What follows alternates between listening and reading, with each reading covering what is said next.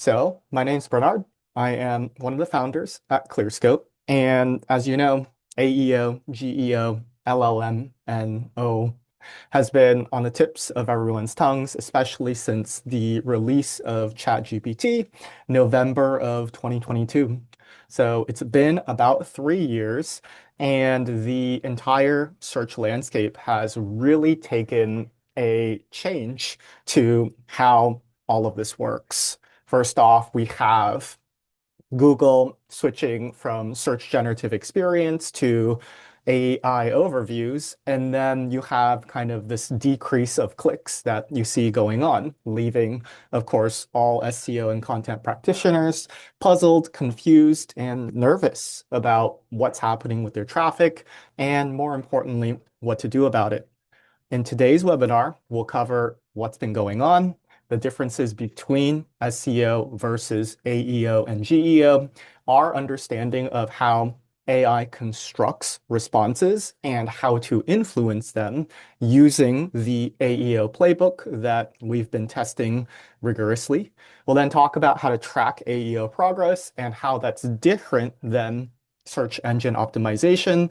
And then we'll take a look at some early evidence that proves that these tactics are working. And then we'll take questions where we can do live examples and or just chat about anything that you would like. Since I'm the only one on this webinar, if you could put your questions in the Q&A module, I believe that would be best. Although I'm like looking, I'm like, I don't know if we have a Q&A. So just drop it in chat if there is no Q&A module, and we'll get to it when we get to it. All right, so first things first, the backdrop. The backdrop is that traffic is gone, not gone, but falling steeply off a cliff. And so, as you've seen, informational queries are being cannibalized by Google AI overviews, and impressions are spiking, but clicks are really not growing at the same rate that they used to be. And that's leaving a lot of SEO and content teams puzzled and scared. We have AI overviews answering the queries themselves and therefore not sending as much traffic. And we have search becoming conversational, right? With Google's AI mode right around the corner and ChatGPT taking a chunk out of how people retrieve information online. We're starting to see a very massive shift in terms of how to approach this new world of search. Also, pretty recently, Google announced that they are going to be routing complex queries to AI. And I think that that's Google's acknowledgement to say for certain types of queries, the plan a 3-day itinerary, family friendly, indoor, those kinds of things, that AI mode and AI generated responses are just going to be better than the 10 blue links that you see naturally and for at least the last like 20 years. So that brings us to what we as SEO and content practitioners are then struggling with, right? Execs are breathing down the backs of SEO and content teams, and they are saying, where's our answer engine optimization strategy? What are we going to do about the loss in clicks and traffic? And I think everyone is scrambling to figure that out. And there's a lot more questions these days than there are answers. That said, we hope to bring you to a new world of thinking about answers rather than searches. So this is a funny graphic that one of our team members, Dave, created, but there's been a lot of talk that AEO, GEO, AI, SEO is really just SEO. And in a lot of ways, this does hold true. We also have Google coming out and saying, good GEO is really just good AEO or SEO. And you'll just see here that they are minorly different in specific ways. So AEO is about fighting for influencing the response that Gemini or ChatGPT or any of these other chatbots are going to give you, right? And so instead of the 10 blue links and the rankings that you get from search, instead you are fighting for being a part of the answer. By being a part of the answer, then your brand is rewarded with mentions and branded search.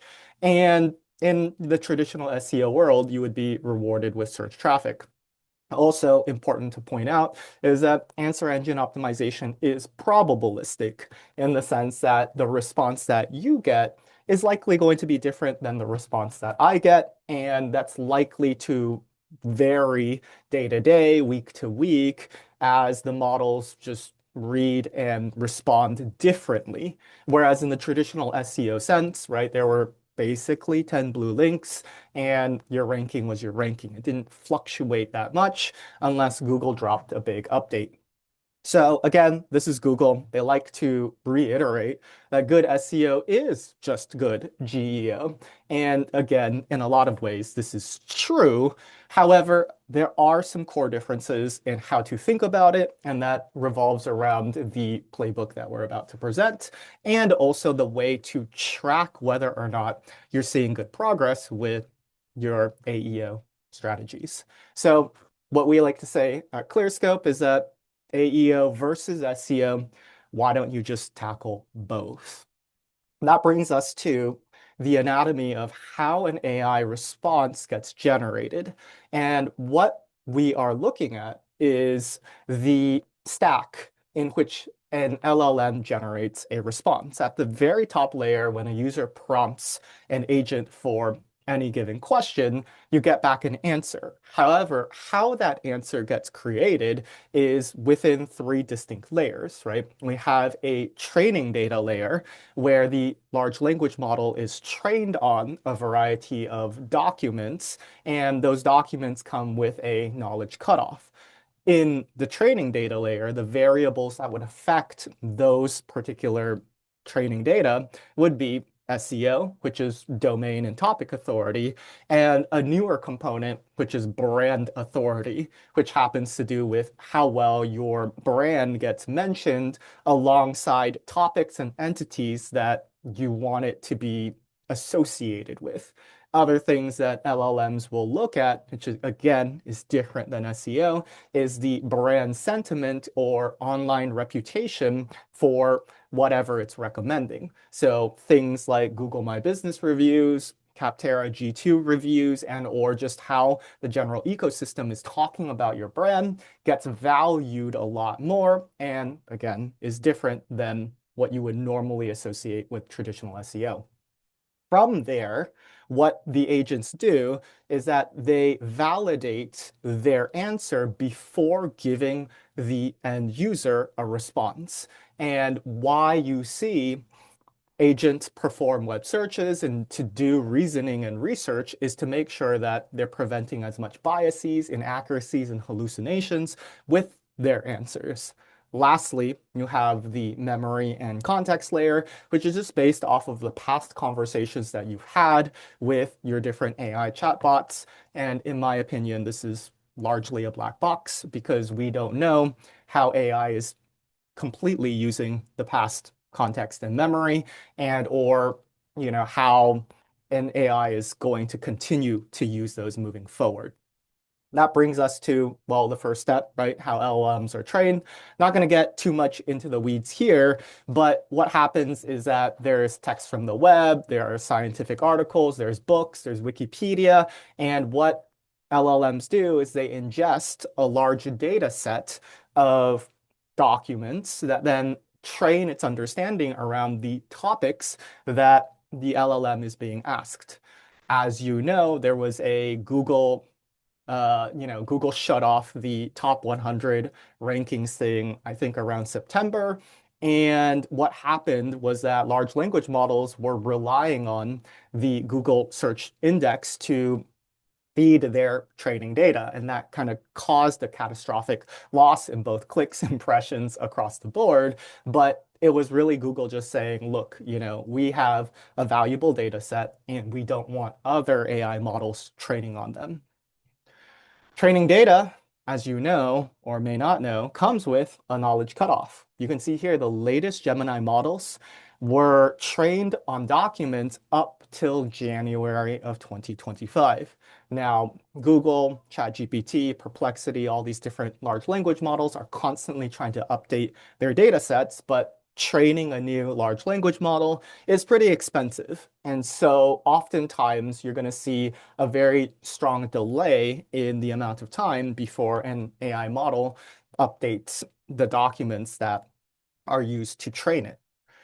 What then the AI does as a result of having potentially gaps within its knowledge base for the topics that have been, discussed or talked about between the knowledge cutoff, January of 2025, with Google in this case, and today, is that they want to then validate whether or not the responses that they've prepared are accurate and up to date. This is the reason why AI performs web searches, right? AI wants to prevent inaccuracies caused by outdated training data and to then make sure that the responses they're giving back are up to date.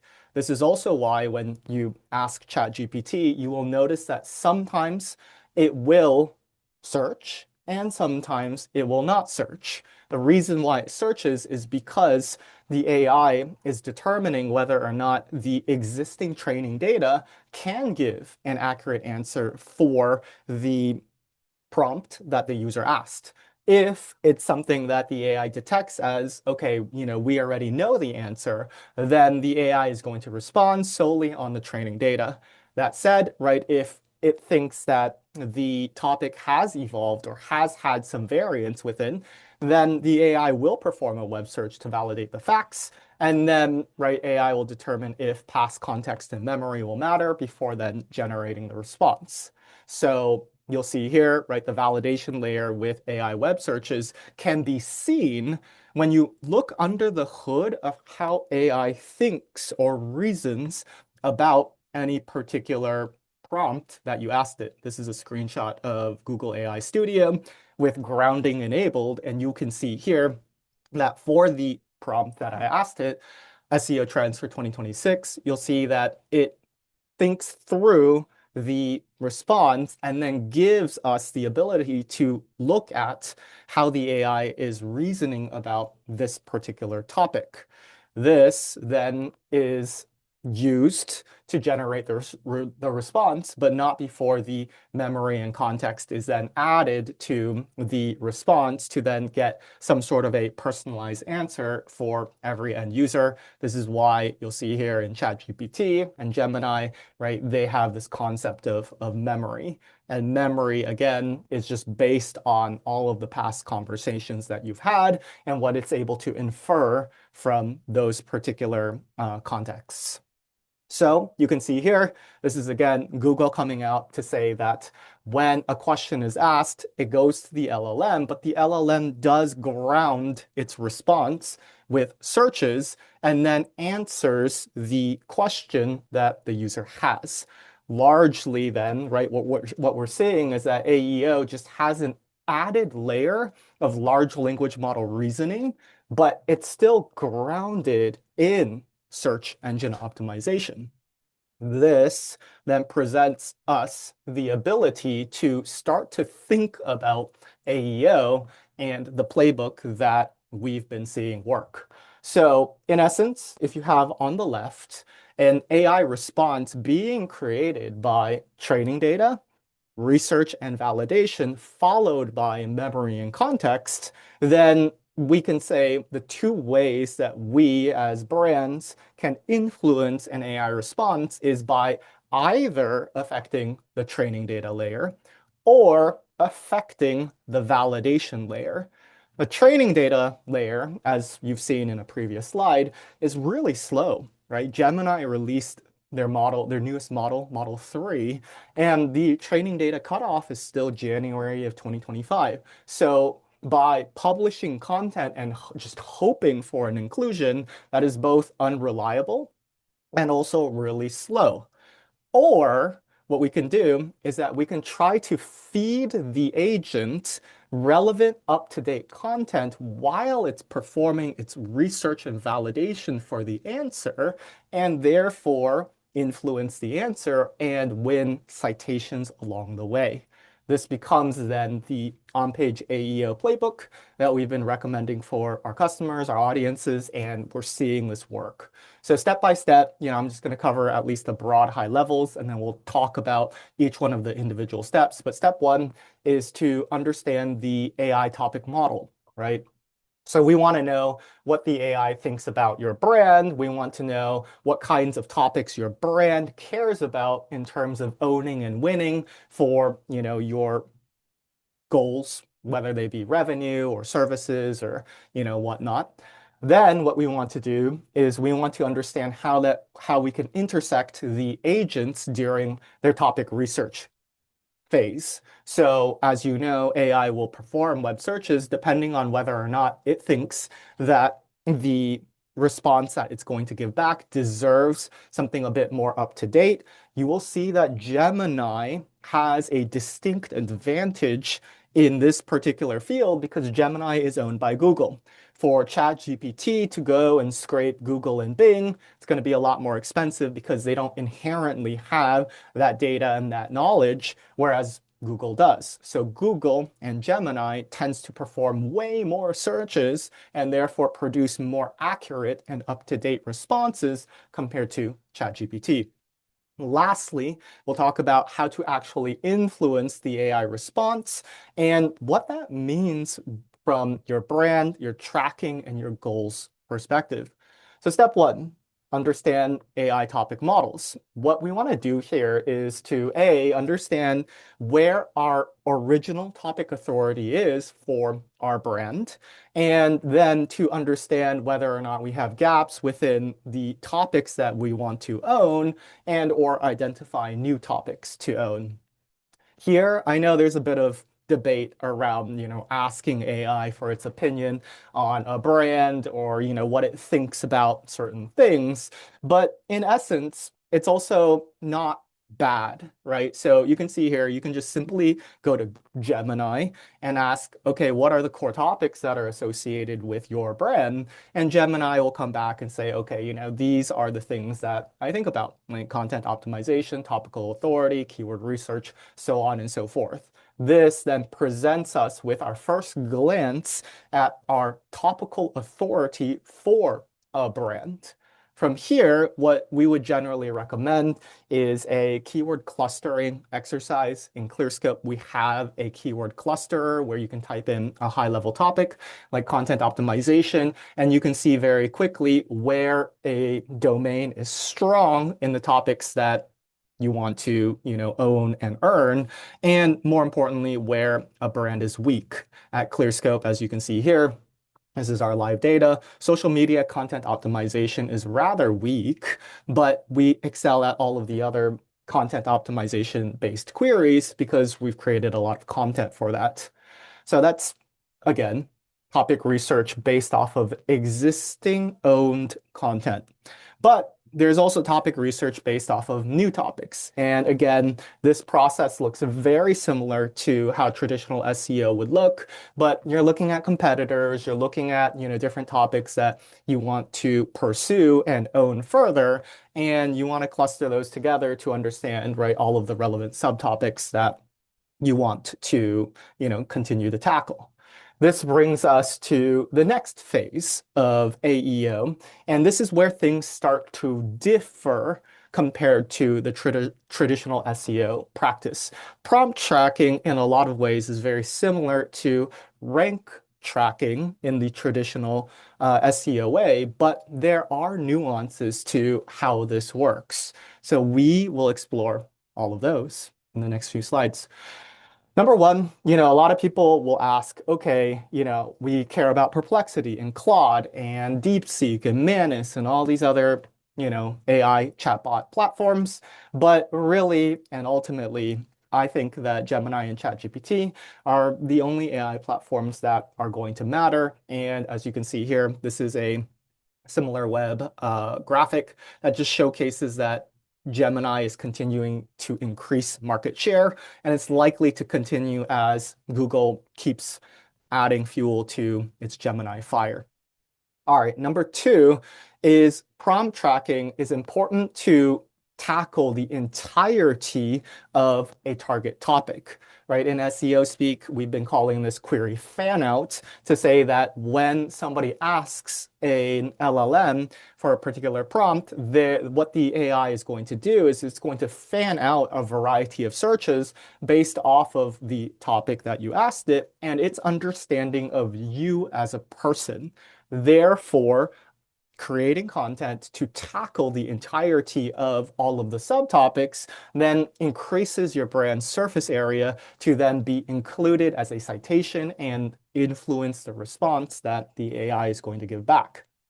Prompt tracking then looks like this, right? Users ask questions to AI, and those are like usually question led, right? Generally speaking, using people also ask and or just Google autocomplete suggestions around the most popular questions is going to be the best way to determine what are the most popular prompts that people are asking for a given topic. And what we can then do is to use monthly searches as a proxy indicator for prompt volume because, well, there's no real way to actually gauge how many prompts are happening for the topics that you care about. So prompt tracking is important because not only does it give you the ability to see how AI is responding to a particular prompt, whether or not you're getting brand mentions or AI citations, but more importantly, where it is valuable is to understand the reasoning and the research process that is going behind the scenes for the AI to create your response. You can see here again a Google AI Studio screenshot, but for SEO Trends 2026, you can see that it's searching, right? I've initiated a deep dive for SEO Trends for 2026, future of search optimization, and then you can see at the bottom of the response that it gives me that the 4 keywords that the model used to perform its research and validation were these specific ones.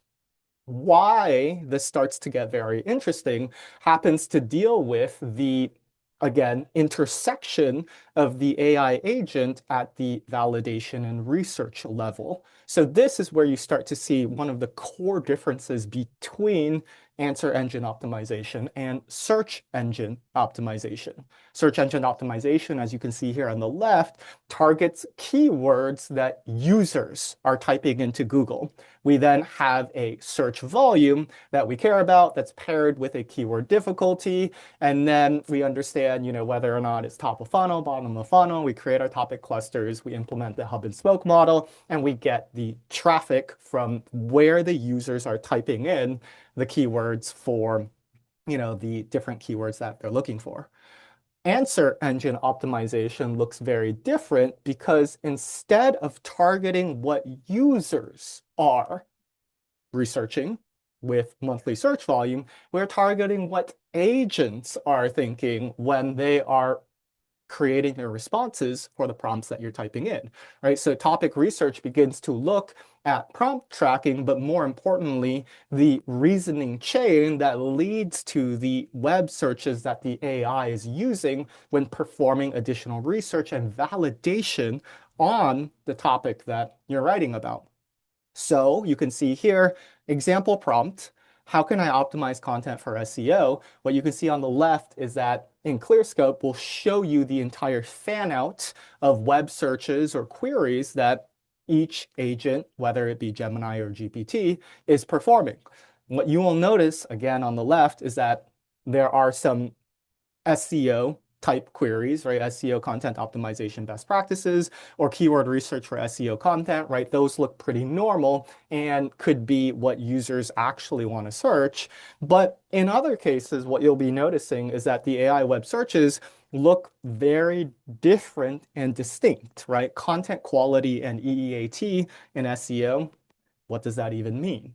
Right? If we look then on the right, what you'll notice is that the keywords that AI agents are searching are a lot of the time not at all correlated with the traditional keyword research that's based off of user search volume. In this particular example, right, there's 170 searches for keyword research for SEO content, but basically nothing else that a user would normally type into Google search. What then this looks like to me is, well, kind of in the early days of when was being tasked to generate images, it looks a little hallucinatory, right? It looks a little weird, a little wobbly, but this presents us as SEO and content practitioners a distinct opportunity to influence the AI answer. So next part is to understand, again, how to intersect the AI research for the topics that you want to target. So first, a brief re-understanding of search engine optimization, right? If you've been paying attention to the space, would have known that Google was being sued for an antitrust case a while back for being a monopoly on search, so on and so forth.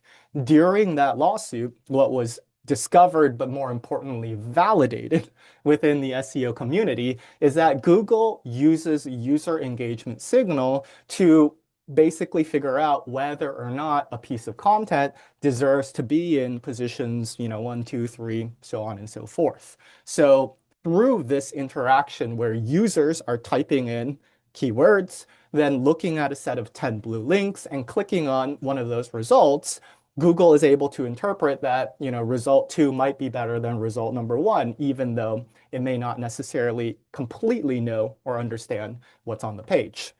Where I'm going with this is that in an AEO-based world where agents and AI are performing the searches, and the searches having no to low monthly searches means that the AI is forced to weight other variables more to basically figure out whether or not content is relevant. Because again, not as many real users are going to be searching for the targeted AI web searches that we see.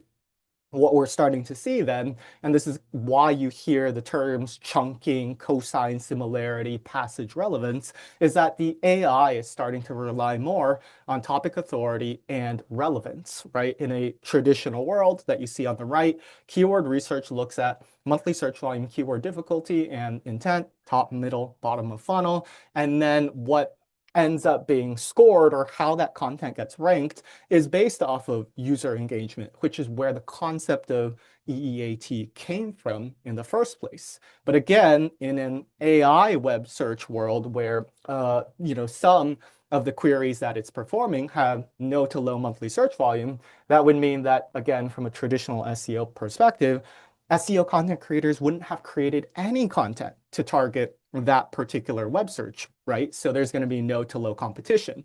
Therefore, right, if no users are actually searching for it, what is the AI going to think to then evaluate whether or not that piece of content looks high quality and relevant, right? It doesn't have as much user engagement that it can rely on. So then it looks at different attributes, which are going to be things like topical authority and entity relevance.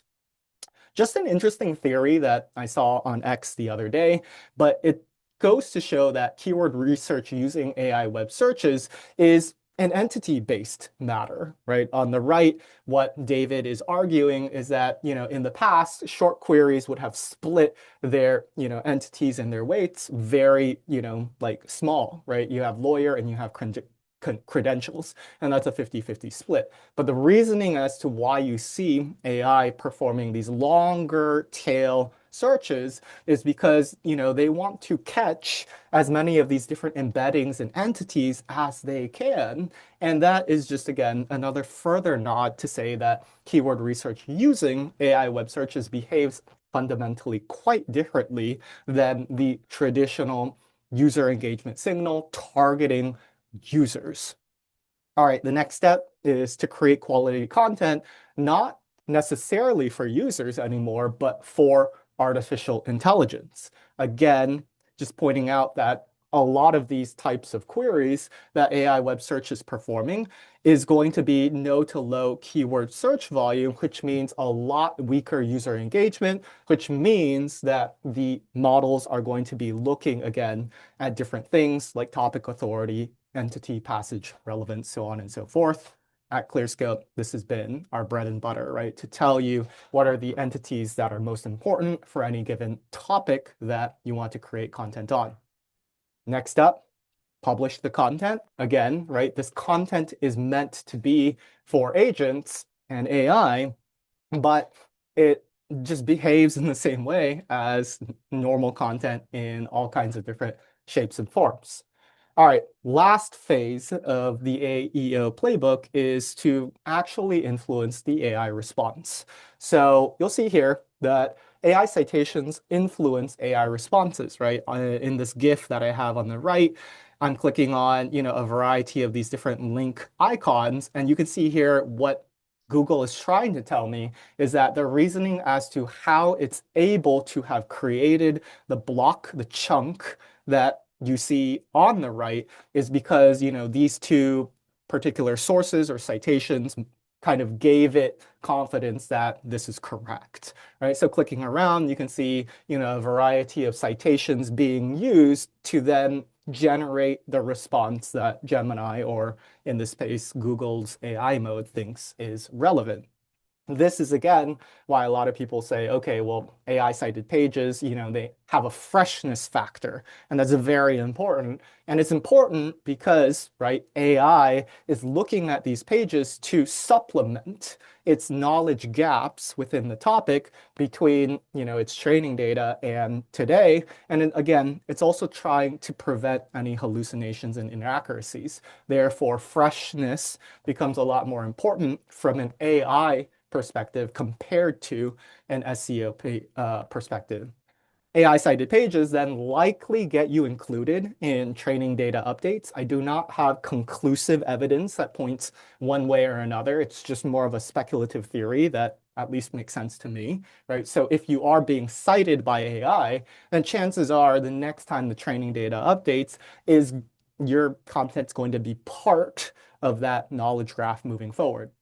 Lastly, right, what we could do is because we know AI is citing a particular page, we can then improve our brand sentiment on those AI cited pages that then go to, again, influence the response that the end user is going to get back.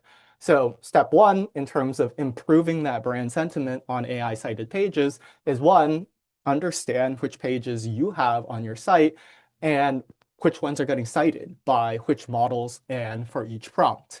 So what we do there after that is that we then want to ask ChatGPT and Gemini about our brand sentiment, and then we want to then massage, I call it massage, but improve and defend your brand weaknesses. So here is just an example, right? Number one, we know that for the topic, how much does Clearscope cost, and the prompt being the same, that GPT is citing our pricing page.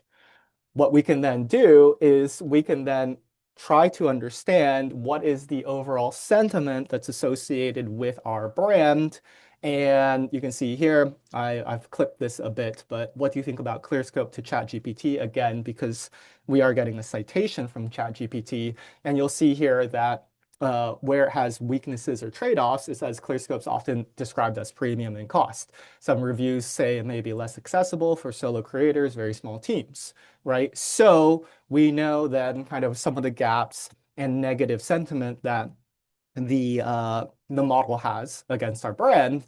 And what we can then do is go to our pricing page and add a chunk of text that defends or improves the brand sentiment against what the AI model is essentially, already understood about our brand. So you can see here on our FAQs within our pricing page, I can drop a bit of text that says, okay, well, do you offer cheaper plans? And, at Clearscope, we did recently drop our entry-level plan from 179 to 129 per month. And you can see here, I can then specifically call out that this plan is great for solo creators and very small teams. Again, trying to then intersect and influence the model in its responses that it's going to give to the end user. So ultimately, when you've done all of this correctly and you've given it some time, what you're going to start to see is that you will win AI brand mentions, right? So for Clearscope, this is the prompt. What are the best SEO tools available? You can see here the web searches that were used by Gemini and GPT. This one looks a little bit more head term focused, like best SEO tools 2024. And then you can see here both Gemini and ChatGPT are recommending Clearscope.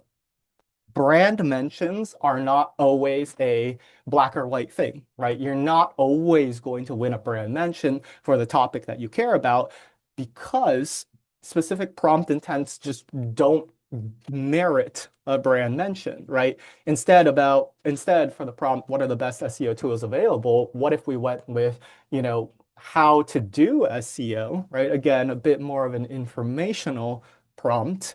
Well, you can imagine the AIs may or may not mention tools in relation to that particular prompt. So again, winning AI brand mentions only matters specifically for more of the commercial type prompts that people are going to be asking. Lastly, what you want to do is you do want to focus on optimizing your homepage and product pages because generally speaking, when AI is citing particular, pages, at least when it comes to branded type things, product pages are going to matter a lot more, right? So Google, you can see here, right? Again, it's going to route complex queries directly to AI mode. And therefore, what we want to do is to give the AI models as many possible, chunks and relevant passages. And typically, the product pages are going to be the best ways to influence those particular models. All right, AEO is not complete without talking about off-page. I've intentionally made this section a little bit light because I think overall a lot of the off-page AEO techniques are very similar to the off-page SEO techniques, right? We're talking about PR, backlinks, so on and so forth. The one thing that does stand out as new is going to be brand authority, which then looks at brand mentions and more importantly, the entities surrounding a brand, and online reputation management, which is again, sentiment, reviews, and legitimacy. Just pointing out a couple of things here, right? Off-page AEOs, again, very similar to off-page SEO. Total number of domains. This is a study that SC Ranking did, right? That's going to be the highest correlation as to why, a brand or a domain gets a ChatGPT citation. And then you'll just see here at the bottom, right? Number of brand mentions on Quora. That's, again, a newer aspect of AEO compared to GEO. All right. Lastly, when thinking about AEO is how to track it. Again, this is where things start to deviate from SEO, right? We mentioned earlier that AEO versus SEO, what you're doing here is that you're fighting for influencing the answer instead of rankings. Therefore, you get rewarded with brand mentions instead of search traffic. And again, it looks really different. So it's your prerogative, if you will, to push back to leadership and content teams, specifically when it comes to the fact that they might be breathing down your neck to say, okay, traffic is important, win it back. What we're starting to see is that, again, traffic is increasingly a nice side effect of doing well in terms of AI responses, but it's not the reason why AI answer something in the first place, right? AI is answering something not to send you traffic, but to give the best response to the end user. Obviously, getting some citations may then have some users click through to your site, but not necessarily. This is why your traffic is declining and unlikely to come back. Also, it might be catastrophic if and when AI mode becomes more of a default type search. So just be aware that that's happening. The second leading indicator is winning the AI citation, right? We've covered this at length, but the AI citation basically means that Google or ChatGPT trusts your content enough to cite you to say, this is why I am answering this particular prompt in the manner that I am. Okay, so then why does AI citations matter? And, we looked at the two leading indicators, which is impressions and AI citations. Again, why AI citations matter is that it is the way, in my opinion, to qualify you for affecting the future training data, right? AI is always looking to improve its knowledge of all topics. And you can kind of see here that the evolution of these different models like GPT-1, 2, and 3, what it's been looking at least to start, was books and then Reddit. And then now it's a combination of Common Crawl, which is just a large index of, notable like web pages, but it's looking again at all kinds of different documents. And I would believe that getting an AI citation would then qualify you to influence the future training data for the topics that you care about, right? Ultimately, after having done all of this, the lagging indicator is a brand mention. Again, that depends on the prompt that you're asking. And so if the prompt that you're asking doesn't deserve a brand mention, of course you're not going to get it. That's why it's not always a leading indicator. And the other, again, lagging indicator is branded search, right? If we are fighting for a response, right, influencing the response or the answer, then by winning a brand mention, what is going to likely happen is a branded search rather than, again, a click or traffic to your site in a, more traditional SEO sense, right? Somebody who sees that Clearscope or whichever brand gets mentioned for a more commercial prompt that they ask is not going to necessarily then click on, that little box that you see on the right-hand side of AI responses. What they're going to do instead is they're going to Google Clearscope or your brand, and that's going to lead to an increase in branded searches for your domain. Just want to give a shout out to Clearscope. We do all of the aspects of the steps that you saw that we just covered, right? We help you understand which topics you are strong and weak in topic exploration. We then also give you the prompts, but more importantly, whether or not you're being mentioned or cited by the two top models, Gemini and ChatGPT. And we will also give you the AI web searches that are being performed by each agent. And then we give you the ability to create high quality, highly relevant content that then kind of appeases the AI to then get you the citations that you want that will eventually lead to the brand mentions. All right, so I know that this as a topic is very new.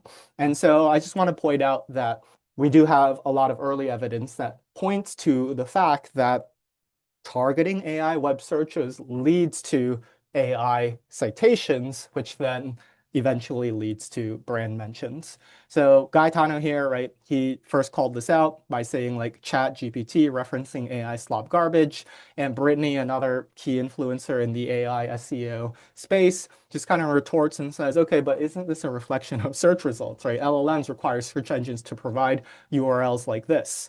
And so again, what we're recommending to our customers, our partners, everybody in the ecosystem is to target the AI web searches and that then leading to AI citations. Again, right? Instead of user-led monthly search volume keywords, you target the web searches. And by doing so, you increase the surface area of your domain and therefore qualify for more AI citations. You can see here just a couple of other domains that we've been testing on. What do podcast production agencies do? Literally, that was a web search that was performed by Gemini. And then a couple weeks after publishing, we have the citation for the brand. Same thing here. This is for, our own website. How can brands increase their visibility in the age of AI? We target the AI-powered marketing for brand visibility. Again, no user-led monthly searches there, but what the agent is reasoning through or researching, and then we get the citation for our brand, like this.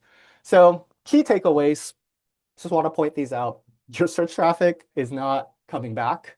It's going to decline, and it's likely to be declining moving forward, especially as AI surfaces like AI mode, ChatGPT continue to eat at search.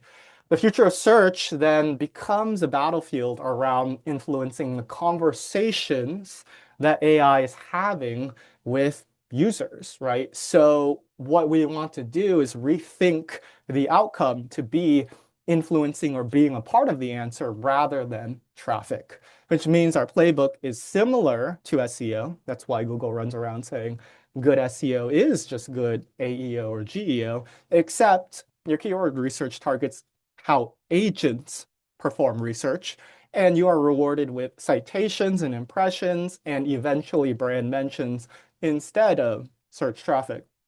Quick Start AEO playbook, right? We just covered it. It's all right here for reference. Just want to call out again, traffic, in my opinion, is a nice side effect of improving AI visibility, but it's not the end all be all. Um, all right, I don't know why this one's coming out kind of dark, but we do have a partner referral program where our partners are earning 30 to 40% referral commissions. You also get free access to Clearscope Business. So definitely come apply, check that out if this is something that's really interesting to you. And I have a special discount if you want to try Clearscope today. You can save $30 to $100 depending on which plan that you opt for using my special discount code. All right. Now on to questions. Questions. Let me see if there's been any that, okay, there's two in the Q&A. Okay, so Ekta asks, number one, with training data cutoff element when it comes to LLM, don't you think it would be difficult for brands when it comes to rebranding their brand? Yes, that is quite difficult to do, but it, in my opinion, is about the same as doing a top-level domain migration in the past. If we were, say, Mushi Labs' content tool before, and then we wanted to rebrand to Clearscope, we would expect a large loss in organic traffic. So again, nothing new, but just to say that you would suffer in both cases. Number two, how to feed the AI agents, as you said. This is the fast way to change the perception of LLMs. Does it change the large narrative of brands in agents' memory? Yes. So again, this is all being tested, but we want to intersect the agent during the research layer that it's performing.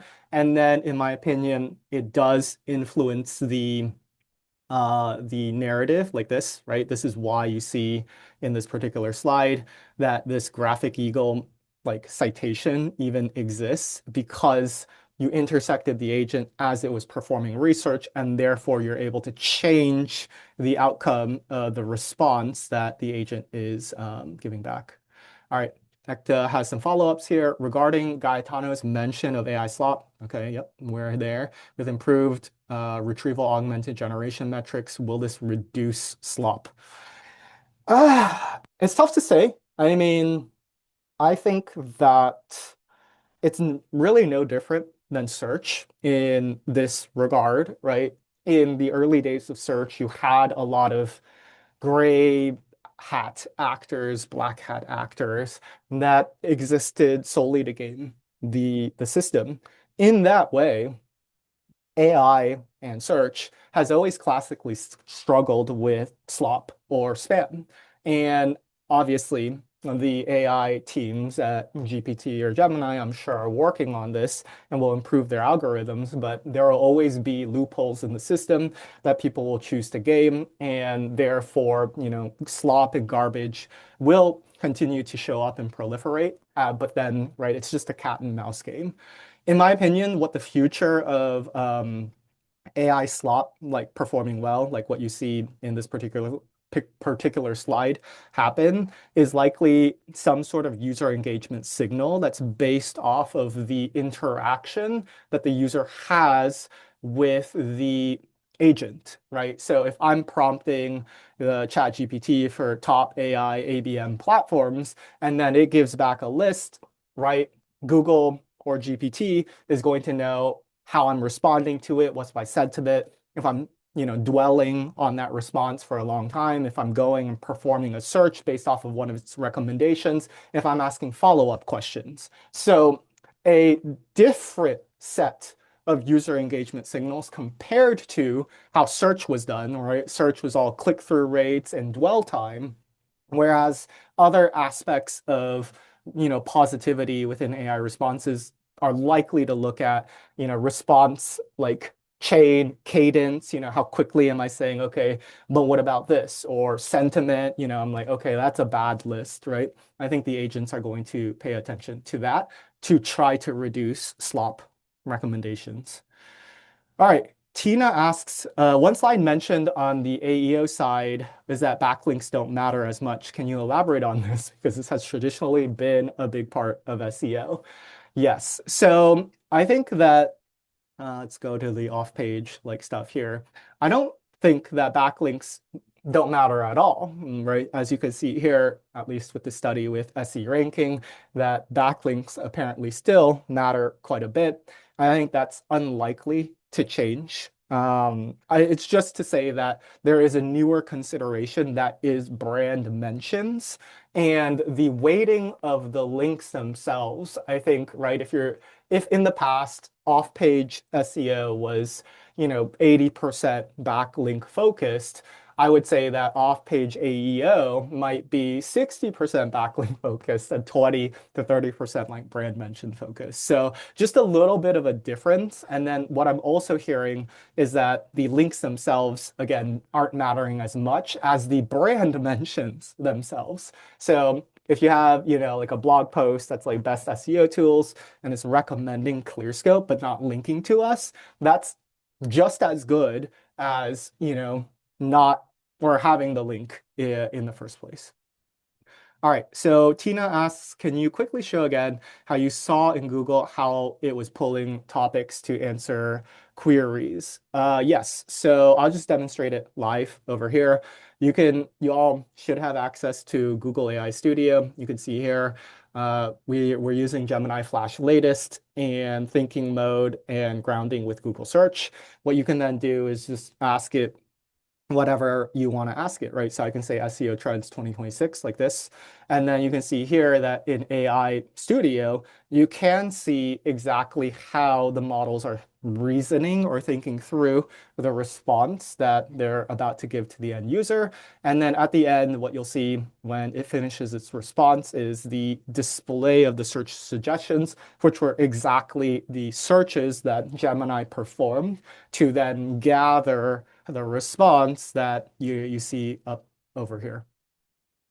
All right, Anne asks, since AI wants more conversational content, how does Clearscope draft tools help us do this? And is your AI generated content going to help us there too?